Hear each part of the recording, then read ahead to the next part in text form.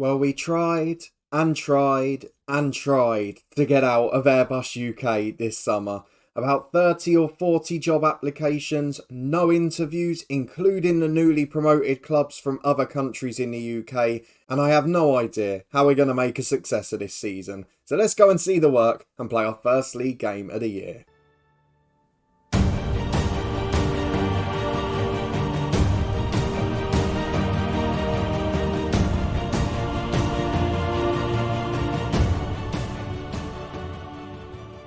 Yes, hello and welcome along to the start of Season 2 and Part 9 of the Head Coach with me, Daniel.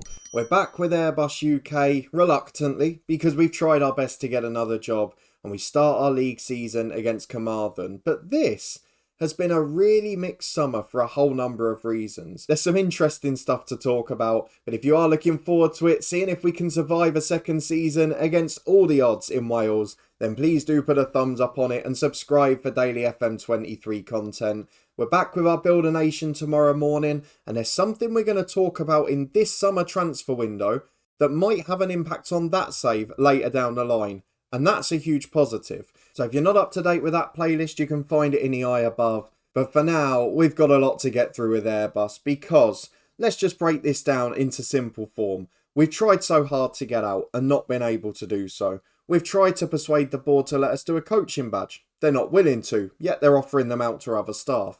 We've also been desperate in the transfer window. One backup goalkeeper had been signed in mid-July. There's been a little flurry now. There are some areas we're a bit better, but mostly we're miles off. There's been TNS in the transfer window, who after their remarkable run in Europe last year, we have to talk about, because the effects from the Builder Nation we had with Bangor City here 2 years ago, and what we're trying to do with Distillery, I think that gives us some positive signs. And then if you look at the top right of the screen, we won our first cup game, albeit against a lower league side last week, by 7-0, and we looked fabulous. So I really don't know what to make of this summer so far. Have other sides in the league weakened significantly because TNS have been picking off best players and other ones have been moving abroad? Or are we the only club that have significantly weakened? We'll find out more as we go along. But where do we start? There's 100 places we could start. I'm going to start with staffing because there's one big thing I haven't mentioned yet. A few staff, as you would expect, their contracts ran down. The director of football didn't offer them a new one. But not often before have I encountered a situation where they haven't been replaced. Because as you can see from this screen here, the technical director went, no big deal, the director of football can do those duties. But so did the assistant manager. And 2 months later, there's no replacement. So I currently have no assistant, I have no team talk recommendations, I have no dedicated assistant to pick a rotated 11 for me. It's been a little bit strange, but I'm hopeful that'll be resolved soon. The transfer window is rightly Liam Thomas's priority. For now though, we've got to talk about what's happened in that window because albeit there's a few good players that have come in recent weeks and I'm slightly less worried than I was then, it's still not great. Let's look at the whole list of players that have gone out because it's huge. So most of these we already knew about, but it looks a bit worse when you see it on paper. We have freed up some wage bill though. That's going to lead to another frustration. Gareth Edwards and Steve Thomason, our first choice centre-half partnership most of last year, have left. Thomason was one of our best players. He's gone to Dover over in England. Jake Eyre, the second top scorer, has left for Pennybont, another club in the league that's going to be strengthened from that. Crowfer, the experienced holding midfielders, left for Colwyn Bay in the north. Lewis Dutton was the backup keeper. He's gone to Bala. We've also lost Owen Payne, who played a few games at left back. And we've lost George Pearce, who was out on loan but did show some promise. So lots of players that have left the club released. One more since the start of the season as well. Corey Jenkins came in as the winger last August, did pretty well for us, but since we changed shape, he never got a game. He wasn't happy, he forced his way out. I don't blame him. Let's move on to the other transfers, because we're nowhere near done yet. Transfers out towards the end of last season. We'll get to the ins in a minute. Reward Wakona, who played first choice for a bit of the year for us. He's gone away to his native land. Mahmoud Darbo didn't play a game for us. He's also left the club. And in this season, Finn Savage, he was a youngster who I liked the look of the attributes, was loaned out before, has now gone to Britain Ferry. Busby, a youngster. Mike Owen, one of our regular holding midfielders, picked off by TNS. They've got the lure of being professional and European football. He's loan listed, so maybe they'll go back in for him, but doesn't look like it at the minute. Nick Payne has left the club as well. He was a decent youngster from the intake. And then last but not least, Jonathan Munro, one of our few regular midfield options, has gone to Newtown to strengthen another club. So we have managed to weaken the squad significantly. There's no doubt about that. And then when you see on the other side, there's only 4 in so far. One of them's a backup goalkeeper. I'm not in the best of positions. We've taken 2 players from a relegated club and 1 from the lower leagues. And at the moment, we are nowhere near where we were last season. We're relying on a lot of young players. We've had no players in at centre-half, despite losing Edwards, Thomason and Wakona, who were the 3 first choice at the start of last season. So we're a little bit short. I think there's a fair point to be made there. There were no players that came in early in the window. The first transfer was in July, and that was Dan Clark, a 3rd choice goalkeeper. He's not even as good as the one who came through our intake, to put it into perspective. Awful stats in key areas. He will probably never play a game for us, and he's on a 2-year deal as well. Jack Masrani, though, 2.5 weeks later, after an awful lot of panic, I can tell you about the 15th of July, I was getting ready to quit, and I was going to come back here and say we've got to resign. But Jack Masrani changed that a little bit, and maybe suits the narrow diamond even more, because he's a left-footed right back, an inverted fullback, and that gives us an option to play a little bit more narrow. We've gone for a narrow pitch this year with a bit more length to try and play good football at home, but he's got a great character, he's decent in a tackle, he's fairly good physically and mentally, and even positioning isn't atrocious. So at 20 years of age, from relegated Cardiff Met Uni, I think that's a pretty good deal, especially on 55 quid a week.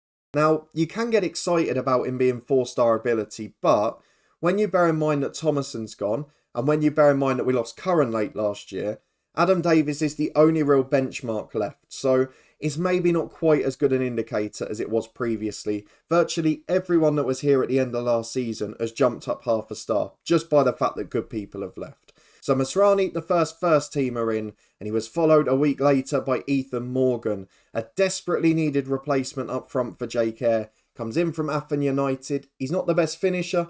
He's a bit of an all-rounder. He can do everything okay and nothing brilliantly. Got a good touch, holds the ball up pretty well, and he's not too short, which means we can win a few flick-ons, we can win a few set pieces, we can hopefully do well. You can see he scored in his debut at the bottom, but a good signing. And again, only 70 quid a week. 2-year deal, just gives us a bit more stability, and he's still a teenager. He's got room to improve.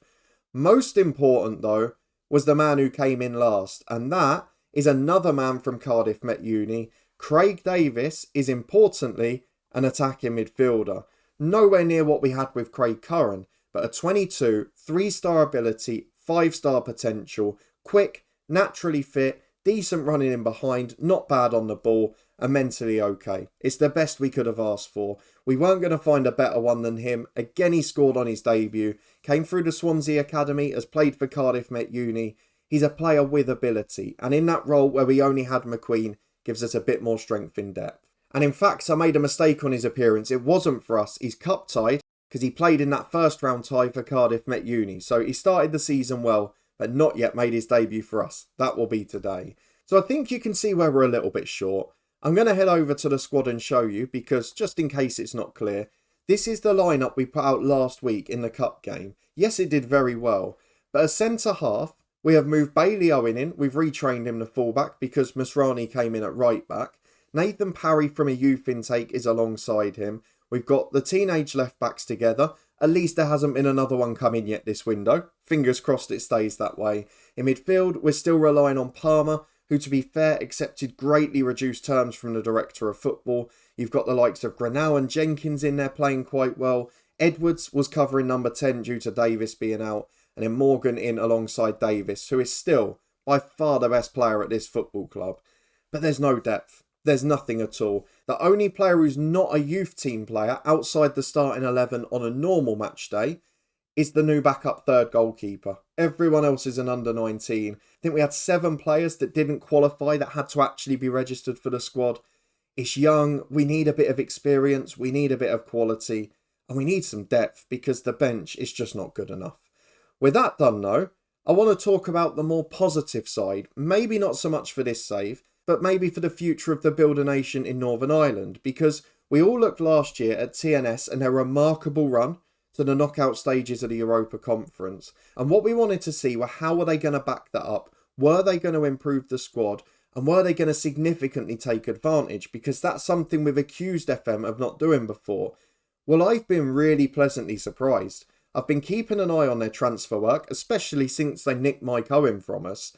But let me show you some of the players they've brought in, and not just stealing the best players from this league, some good players from the English EFL as well. Liam O'Neill in from Cambridge is mind-blowing at this level. I think in our banger save in FM21, we probably got 10 years with no other club in the nation signing a player like that. TNS here have done it in one. Gives me a huge positive thought for recruitment and the AI in FM23, because that just wouldn't have happened a few years ago. Add to that, they bring in Harvey Saunders from Bristol Rovers, who's a pretty good striker in the key areas. They've brought in players from Northern Ireland who aren't bad. They've brought in a youngster from us, obviously as a very different type of signing. They've paid for players from the EFL who are pretty consistent at a young age.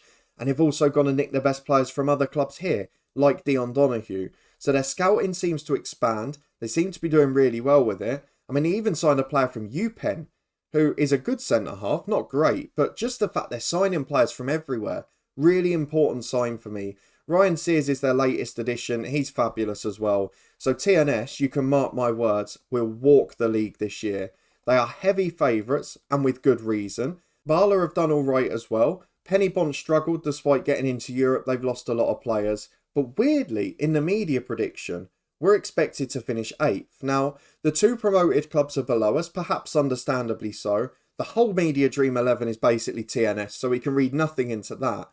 But what I'm interested in is, are other clubs weakening just as much? You look at Donoghue leaving Carnarvon, you look at Pennybont losing some of their stars. Are the other clubs losing more players than us? And because we didn't have as many to lose, because we had a weaker team last year and we're putting youth players in, are we actually now a bit further ahead in our development than some?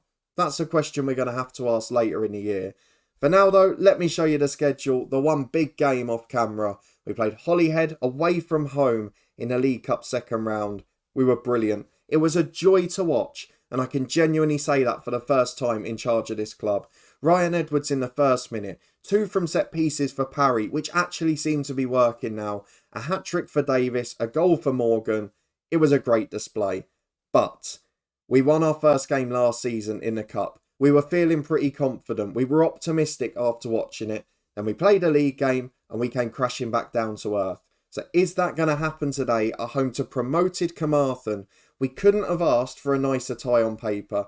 Yes, they've been bringing players in, but they're still not the strongest. So let's see where they are at the end of this one. They did nick one player that our director of football was trying to sign. Ben Speak rejected us. He was coming from Pontypridd. He's a good player. He would have been a good part of our squad.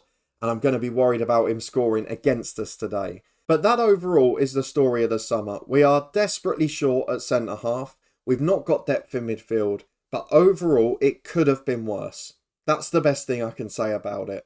We lost out on tons of jobs. We applied for clubs newly promoted in England, Scotland, Northern Ireland. Loads of jobs that popped up in non-league. A few jobs abroad as well in different types of countries. We got nowhere. We even went for Uruguay. Didn't get there. Despite all of that, I will keep an eye out unless we start the season brilliantly. The job centre currently showing nothing but one job in Finland. We've applied for a couple there already. Not even got an interview. But we'll keep trying. I can assure you of that. So on to match day we go. Aberystwyth, one of many clubs that turned us down for an interview in the summer. They are off the mark with a win against Haverfordwest. We need those promoted clubs to lose because otherwise it's going to be a very long year for us. Let's go and get through the tactical meeting, see how we get on. Going to be a really big game for us this. We want to get off with 3 points. Over 200 fans in, a fresh new look, a big win in the cup.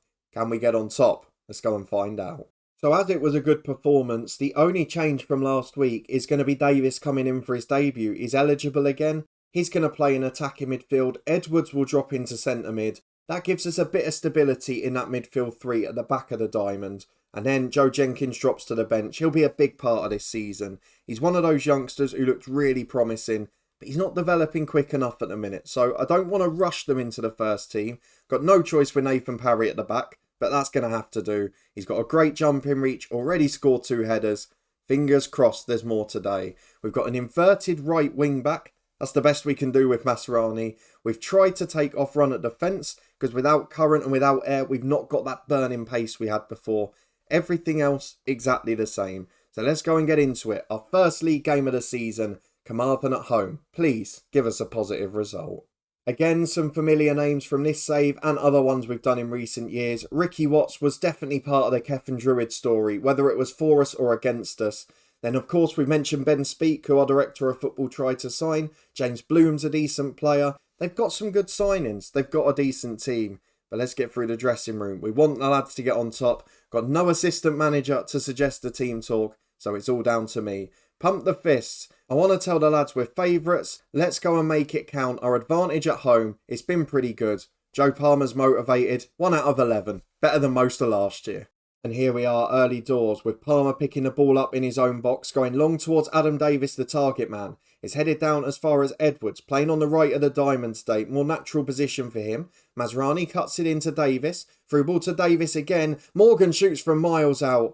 And we've got another double name, haven't we? We've got Davis and Davis, number 10 and up front. Like Adam and Craig will make a difference between them. But so far, a positive start. No goal to show for it. As Evans on the right for Carmarthen, down the line to Speak. Must have been offside. Parry's clearance is awful. Church volleys it. Don't know why he hit it first time. But it's over the bar. One chance apiece. 0-0. Not a high quality match now. And we're back with 20 minutes on the clock as Parry is wiped out there by Speak. That's a red. The man who we tried to sign in the summer. The director of football, you've got lucky. He rejected us, you ended up getting in Morgan, and with 20 minutes gone, Speak sent off, and that was a horrible challenge. Did look a good animation though, with the little elbow up, as Morgan gives the ball away. It's long downfield from Carmarthen. Surely we can't throw this one away now. I know there's the temptation to go positive or aggressive or attacking, but we did that, remember, against Pontypridd last year, and it scarred me, as Parry hoofs over the top. Remember, shorter passing, but it's worked out. Adam Davis flicks on for Craig Davis. And on debut, the new number 10 scores a goal. He's got a yellow card already, but he's on the score sheet. And that's the most important bit. 1 man up, 1 goal up. We've got to make this count. And we've got a free kick about 25 yards out. Kamara, worryingly still the best free kick taker. And here he is left-footed. It's a little bit central. Goes round the wall though, hits the woodwork. Cook clears downfield. It's cleared away. It was very unfortunate, but we are definitely the better side. We've just got to get that second goal while we're on top. As Kamara's got a free kick. Goes long. It's going to go straight through to the keeper. What's he done there though? Davis nicks it. It's a terrible mistake. And Craig Davis makes it 2. What a debut for the young man. The one that was missing from last week's team. And he's made us even better. No idea what the keeper was doing. The free kick was awful. But Kamara... I hope he doesn't get an assist. He doesn't deserve it. Might get a goal from here, though. Free kick right on the edge of the box. What a half this has been. And Michael Kamara, round the wall, into the corner. It is a beautiful first half performance from Airbus UK. 3-0 up, a man up. I'm in dreamland. This is the season. As Kamara puts another one in. Good save from Gill this time. He was due to do something good, wasn't he? We know the free kicks are broken, but I'm not complaining today. Airbus 3, Carmarthen 0. The perfect start to the season. Let's get through the dressing room, ask the lads to keep it up. I'm better at team talks without the assistant. Well, corner kick for Kamara. 2 minutes gone in the second half. It's up to Adam Davis at the back post. We've been so much better from them with him and Parry, honestly. It's not made a difference there, though, as Gill will clear it long downfield. Can we preserve the clean sheet? Yes, because they've only got 1 up front now. Palmer mops up for Kamara. What a game that man's had. Through to Morgan. Can he get his first league goal? No, he can't. It's on target. Good save down to his right from Gill. This is men v boys. Maybe I don't need to worry as much. Or maybe the promoted club aren't as good as some of the others last year. But that's all we need, isn't it? If there's 2 sides worse than us, we're going to be happy this season. 211 fans having a time of their life. Let's go and make some changes. Youngsters can come on. But I'm not going to go mad because we've thrown it away from here before. So looking at the subs available, I'm going to bring on Jenkins for Ryan Edwards. He's deserving of a chance and he is better in terms of star ability. I'm looking at Ethan Morgan and thinking about Sasha, but for now, I think I might leave it a couple more minutes. At the back, we've got Bailey Owen looking complacent. Can we bring on young Charlie Heald there? I think they're going to be the two. And in fact, I will chuck Sasha on as well. I'm going to put him as a target man just to try and flick on the ball. And hopefully Adam Davis gets a few more chances. Well, I gave Davis another 10 minutes to complete his hat-trick. Now it becomes about avoiding the red card. So he will come off for either Jermaine McQueen or Dion Nichols. Nichols is alright as a number 10 and I'd like to give him a go. He's one of our own youth intake. Jenkins can play up there as well. Grinnell can play up there as well. But I'm going to go for Dion Nichols as the number 10. And you know what? Maybe Kamara deserves a rest. Him off at left back for Curtis Jones. What a performance. What a luxury to have. It's 3-0 and there's 15 to go. And it's just petering out into 3 minutes of stoppage time. What a lovely day. What a start to the season. I could not have asked for more than that. Adam Davis with the assist early. Craig Davis, what a signing. He's starting to look like current level of ability. Now we're going to skip ahead to the next week, see if there's any more transfers instigated. And then we'll come back next episode for deadline day. I'm happy again. I didn't expect that at the start of the episode. Certainly didn't expect it in mid-July. Well, we've got through another week. There are no offers for any players, but we have had the deadline day recruitment meeting and they suggested a scouting focus at centre-half. So maybe the tide is turning with the AI this year. So we'll keep an eye on that. Of course, we will be back not long from now at all. Let's go and have a look at the schedule. We're going to play one game off camera against Haverfordwest. And then we'll be back for what, if it's anything like last year, will be the most chaotic day of the year. Because we play Barla Town on the 1st of September. It's also deadline day. So we're going to have our director of football flying about like a lunatic. If last year's anything to go by, of course. And hopefully it'll get us a centre-half and maybe even one before kickoff. Barla's going to be a big game as well. They ran TNS to the final game last year. And if it's a quiet day, then we'll show Flint Town as well. But I've got a feeling it won't be. The problem at the moment, if we're looking at the squad, is that we don't need 5 or 6 two-star players to fill out the squad like we did last year. We need 2 or 3 top quality players to add to the team. Whether we get that, we will wait and see. If you're looking forward to finding out and you did enjoy this summer special and a big win on the opening day of the season, please do put a thumbs up on it. I'm a little bit happier, but I am wary that we're playing the relegation favourites. The next few games are probably going to be a bit more of an indicator and I might not get excited until after that.